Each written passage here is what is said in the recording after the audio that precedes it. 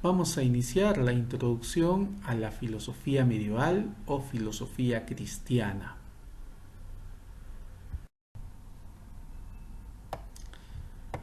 Etapas de la elaboración de una filosofía cristiana. Quiero comentarles que, como ven aquí, hay una primera etapa que es muy importante, la literatura apostólica. Los apóstoles, después de la muerte de Jesús, comienzan a evangelizar.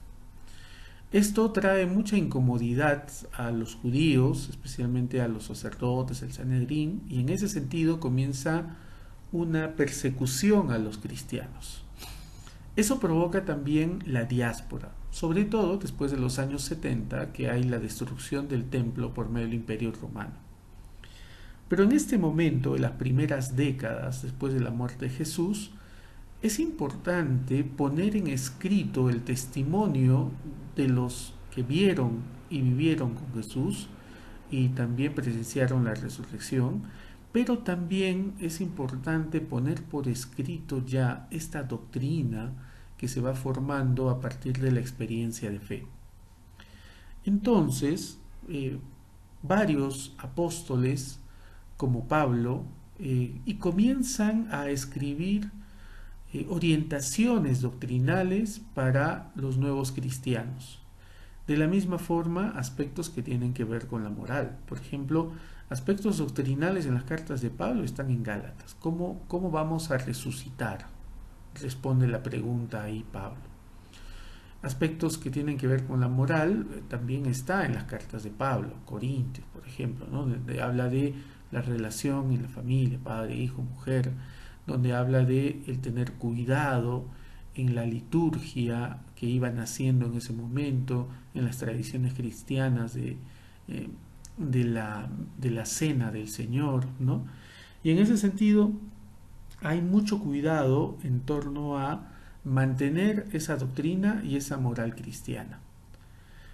Pero, y aquí pasamos a esta segunda etapa, comienza también un encuentro con la cultura helenística o la cultura grecorromana, ¿no? Entonces, los primeros cristianos ven en la filosofía un instrumento al servicio de la exposición doctrinal y no un método necesario para llegar a la verdad, porque esta verdad ya había sido revelada por Dios, ¿no? Pero no todos incluso piensan del todo así. Hay filósofos cristianos como Tertuliano, ¿no?, que rechazan toda racionalidad, incluso racionalización de la fe, ¿no?, y más se refugian en la revelación y las fuentes cristianas. Pero se irá produciendo entonces una progresiva aproximación entre la filosofía, ¿no?, y los cristianos que van comenzando a irrumpir en todos los ámbitos del Imperio Romano. El fruto, pues, de este intercambio que hay entre los grecorromanos o el pensamiento grecorromano y los cristianos es esta naciente filosofía cristiana, que se convierte en una síntesis entre la razón y la fe, ¿no?, que van armonizándose y equilibrándose en este momento. Esto es interesante, ¿no? Son Justino, Irineo, Tertuliano y Lactancio quienes van aproximándonos entonces a utilizar los elementos de la literatura y el pensamiento filosófico grecolatino para defender la fe.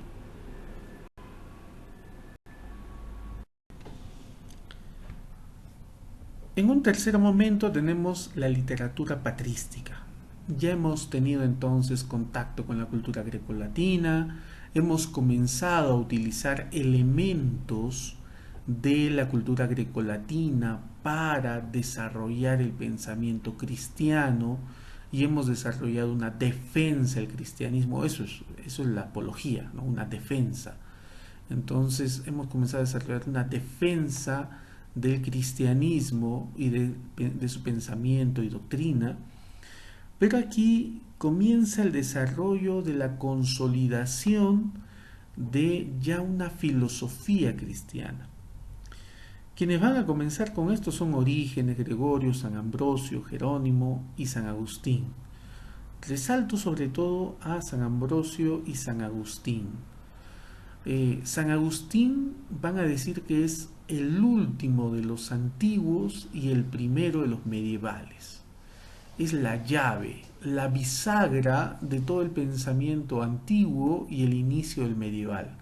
Es tan importante así el papel de San Agustín, ¿no?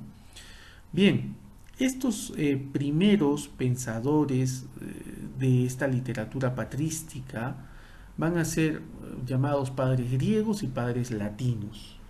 En general les van a llamar los padres de la iglesia, ¿no? Bien, eh, en este tiempo entonces se va generando de modo gradual la creación de una doctrina y cada vez más una ortodoxia. ¿Con qué fin? Con el fin justamente de ir unificando el pensamiento y la doctrina cristiana.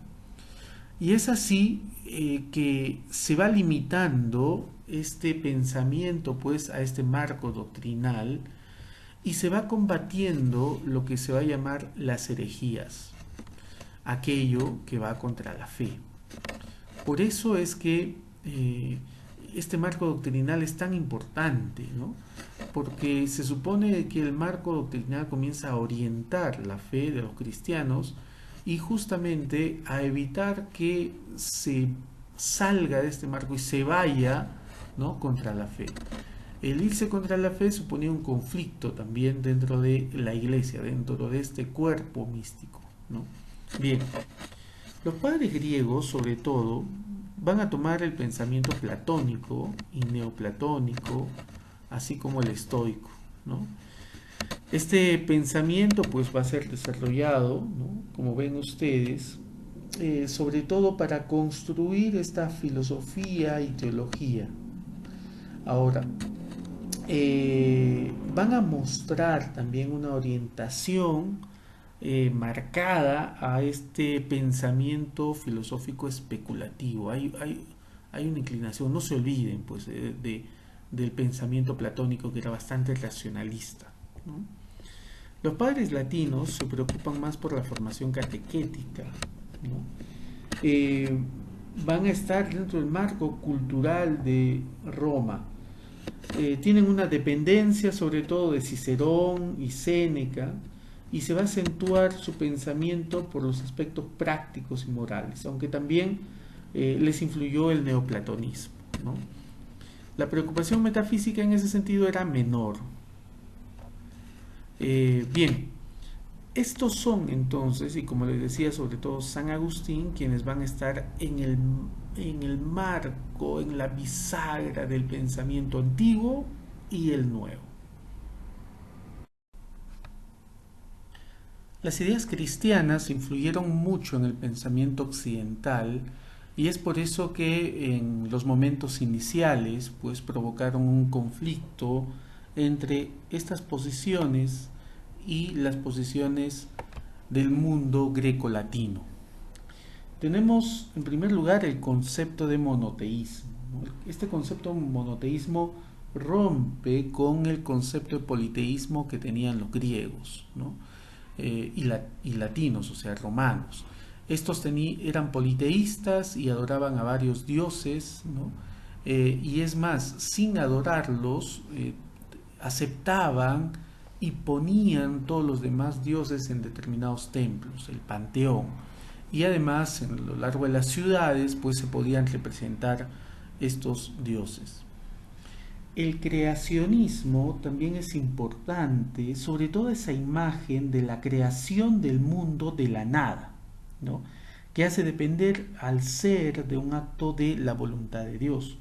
Esto rompe con las posiciones de Parménides, por ejemplo, ¿no? Y también de alguna manera supera la posición platónica. En ese sentido, el ser se produce del no ser. Y esto, como les decía, rompe con ese pensamiento anterior de los griegos.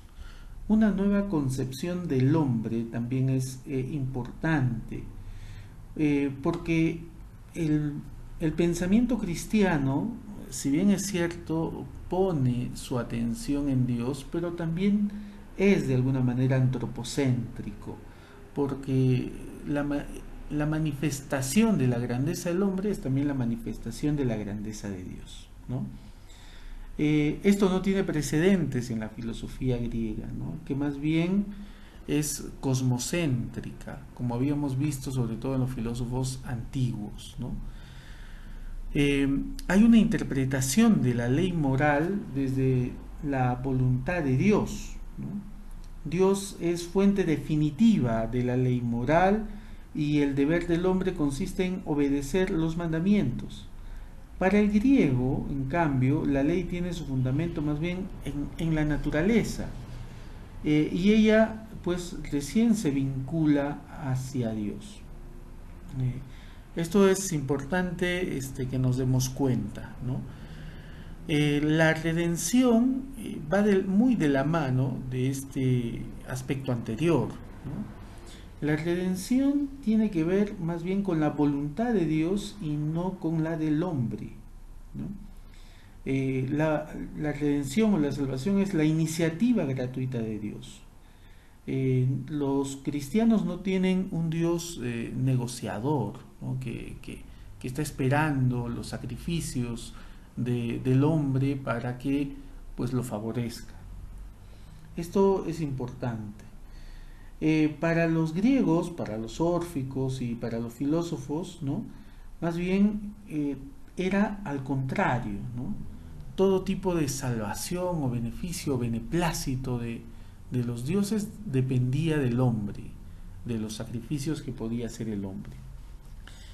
La providencia también es algo importante porque frente a la posición griega, sobre todo de los socráticos y los estoicos, está dirigida a cada persona, se vincula exactamente a la redención que está efectuando Dios, y esto por amor, ¿no? Entonces, no hay una salvación, no hay un cuidado de el hombre por el favor que le ha hecho o por los sacrificios que le ha hecho, ¿no? Sino más bien es el amor de Dios, justamente lo que viene después, ¿no?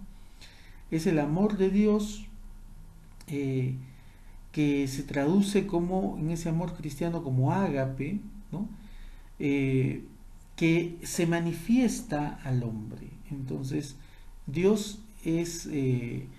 Dios es la fuente de amor. Para los griegos, Dios era el amado, y para los cristianos, ¿no es cierto? Más bien, el hombre es el objeto de amor y Dios es el que ama, ¿no?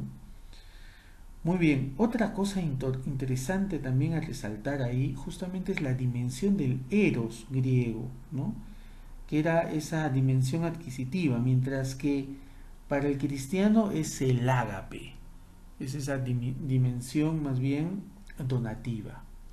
Eso es diferente entonces, ¿no? Bien, la escatología, ¿no? La escatología tiene que ver con el fin de los tiempos. Ya les decía yo que tiene que ver con un inicio y un fin. Y es que para los cristianos el fin de los tiempos vendrá con la segunda venida de Cristo, la parusía se llama así, ¿no? Entonces, para los cristianos hay un inicio con la creación y hay un fin, la parusía, ¿no?